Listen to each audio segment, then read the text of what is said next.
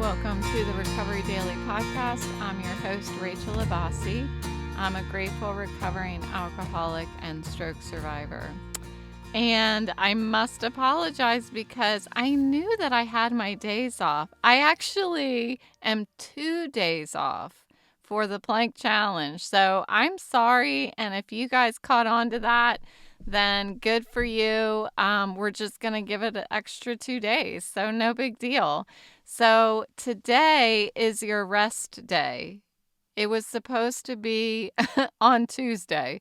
So that's where we're at. This is what we get for having a stroke survivor in recovery managing our plank challenge. Okay, too soon for a joke? I don't think so. I think we're good. So today we're going to go ahead and rest, and we will pick up with 4 more days after today, and then you will have hopefully reached your goal. If not your goal, you're certainly better off than you were at the beginning of the month if you participated in the Plank Listeners Challenge. So thank you for participating. Okay, well, today is the Reads and Recovery episode. So I'm going to be talking about the book of the month, which was Dry, a memoir by Augusten Burroughs. And I loved this book. I'm giving it an enthusiastic rating of 4 Paws out of 5. And let me quickly review for you our rating scale, or what I'm calling a recovery readometer scale. I'm just going to review how that scale goes so you kind of understand the rating that I gave it of 4 Paws. So this is the recovery readometer scale. If a book receives 1 bark, that means it was not really engaging, but had a couple of interesting moments. If a book receives 2 wags, that means it was a pleasant read with some enjoyable parts. If a book receives 3 woofs, as our book did in January, it means it was engaging and enjoyable, a solid read. There's nothing wrong with 3 woofs. 4 Paws means that I really loved this book and it was hard to put down.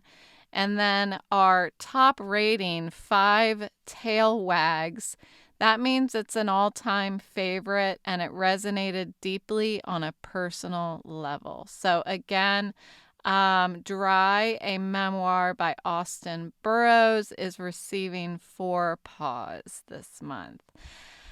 Okay, so this now I'm just going to kind of talk about my feelings about the book. And if you have any additional insights and you want to share them with me, please don't hesitate to reach out to me. Some of you know me by text, so you can text me. Otherwise, you can send me an email at rachel@recoverydailypodcast.com.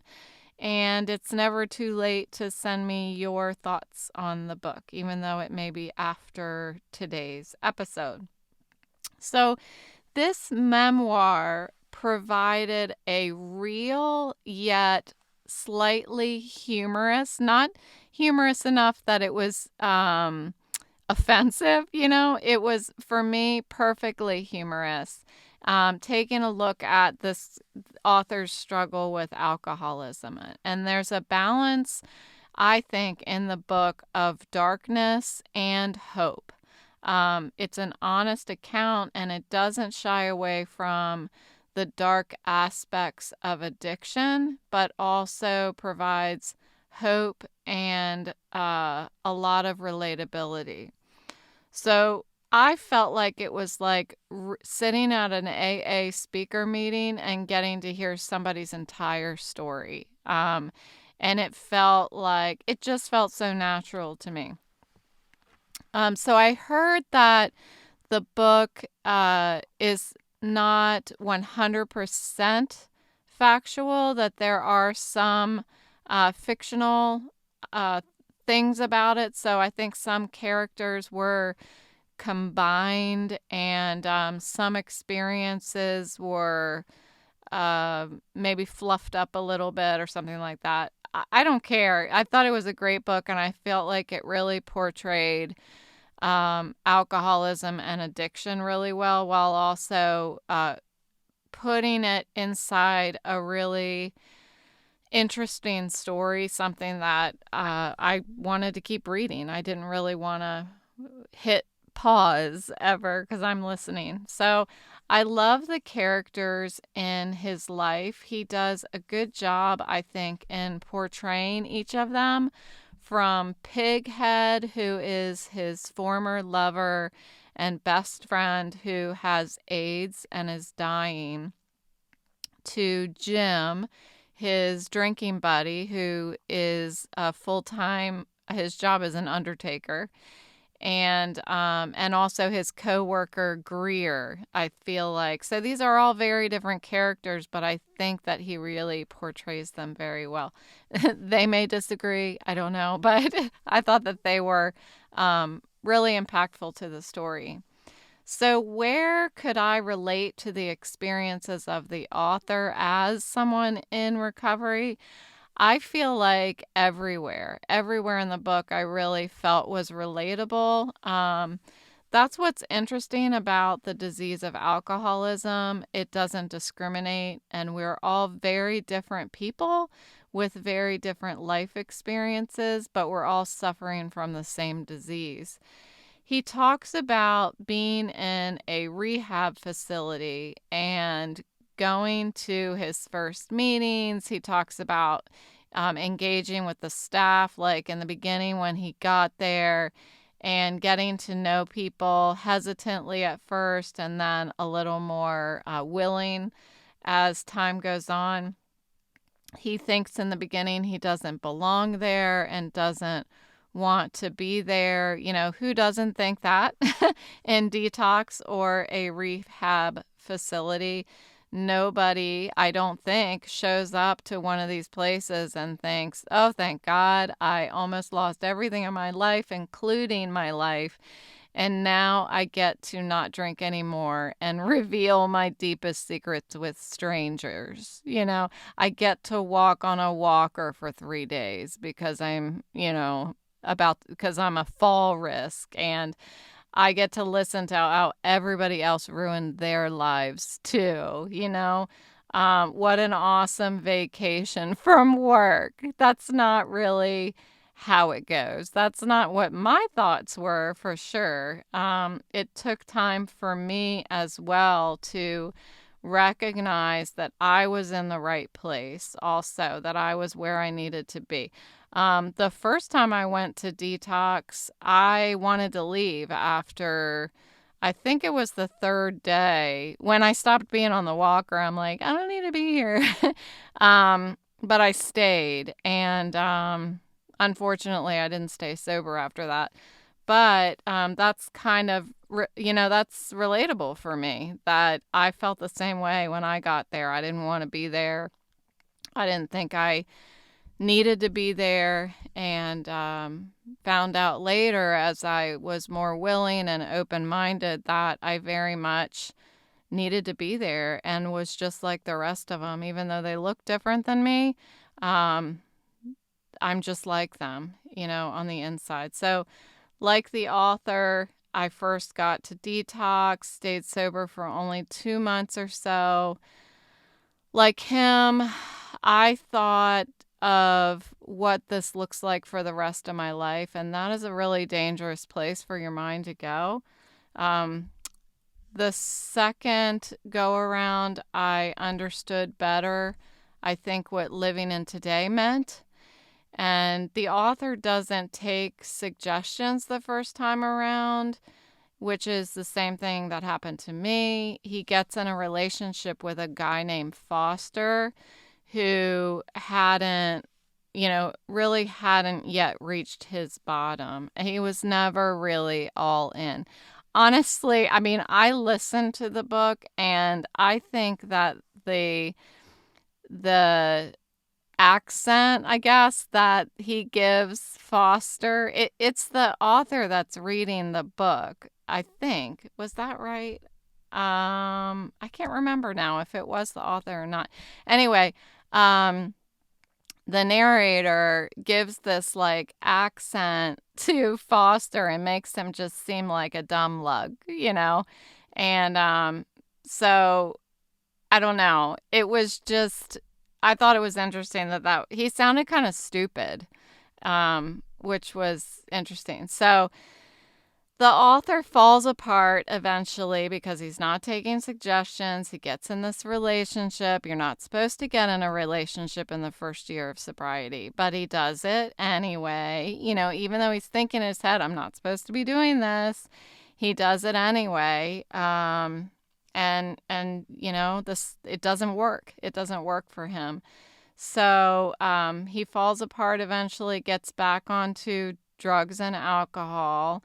And just like me, the disease is progressing even when we're trying bouts of sobriety, meaning like there are the times that I'm not drinking, the disease is still progressing inside of me. So the next time I pick up a drink, I'm going to be worse off than I was the last time I drank.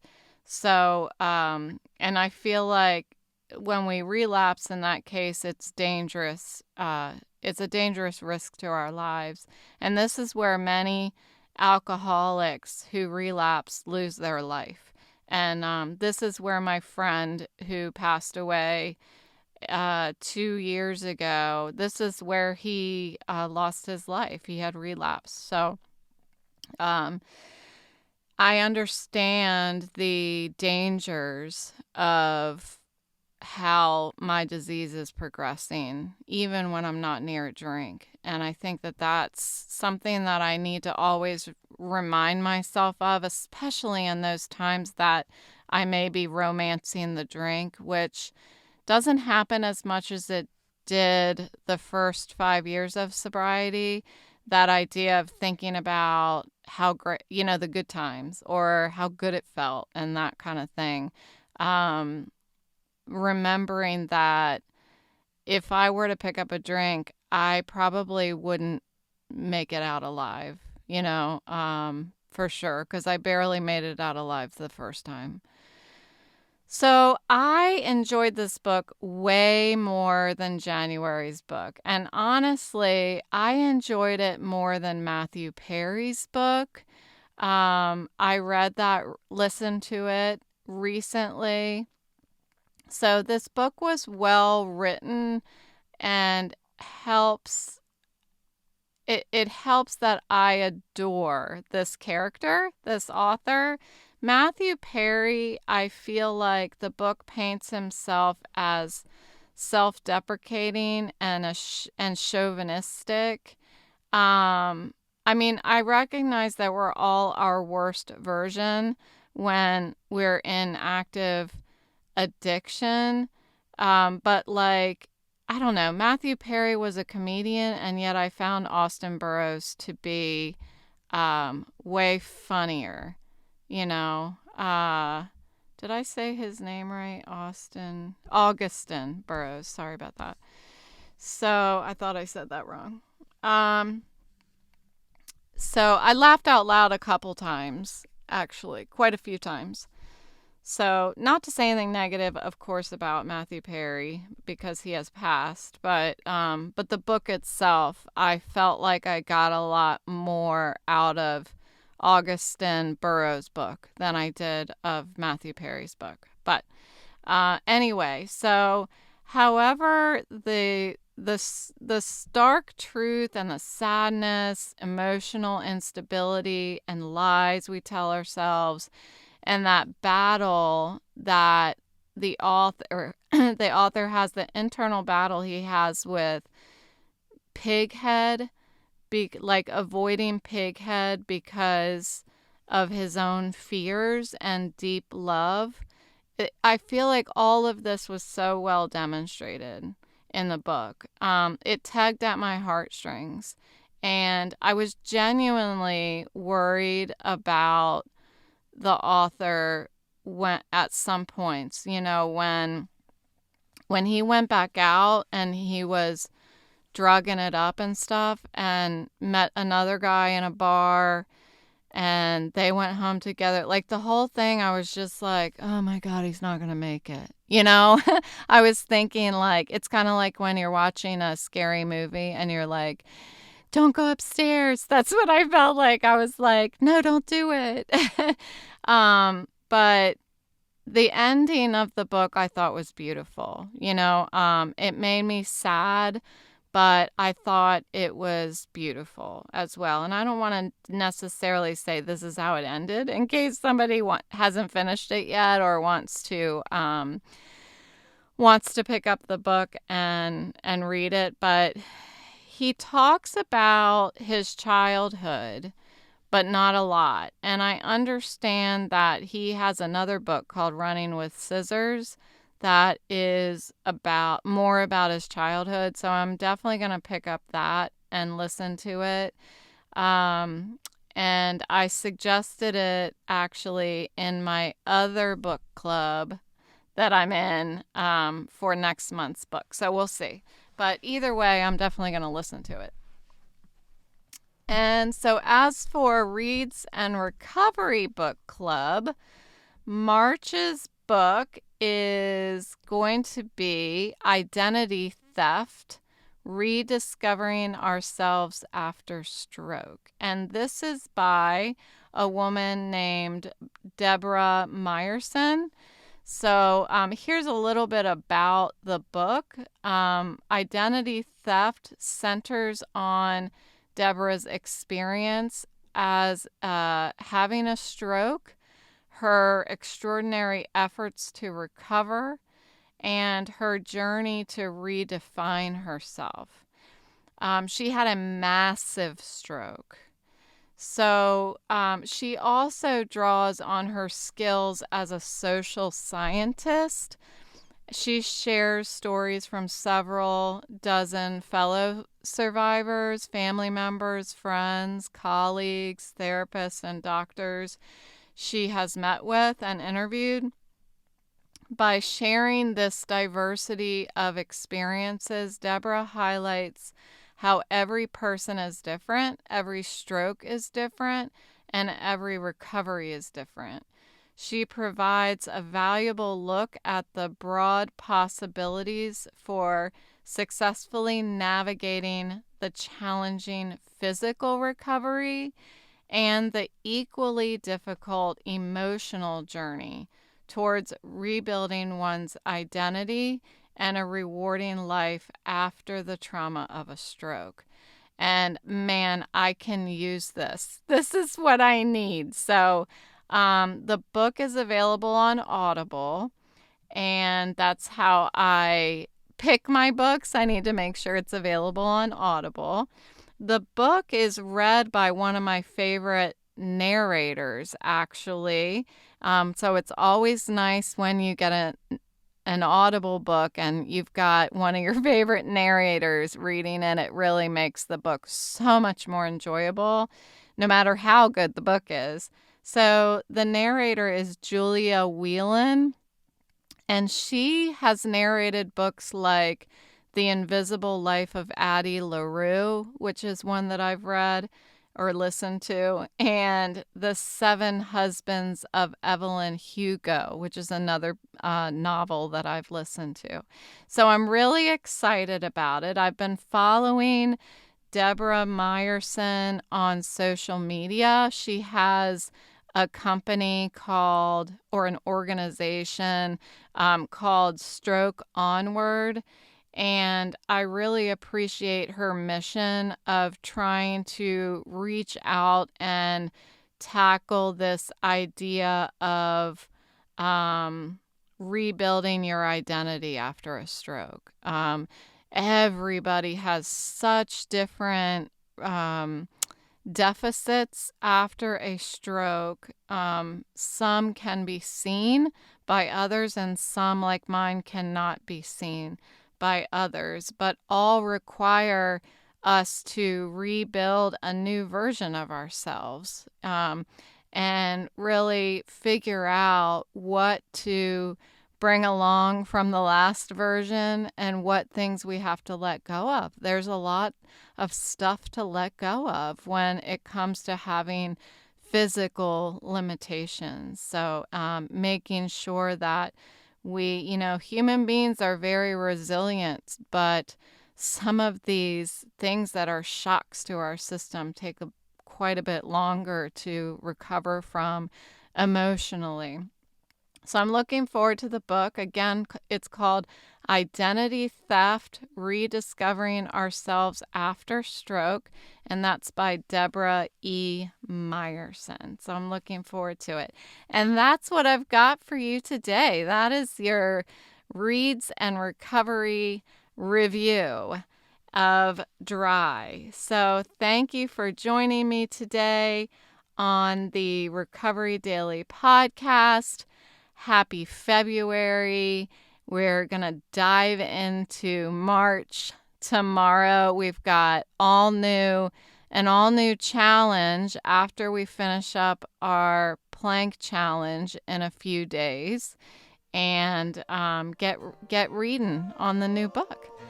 I will talk to you tomorrow.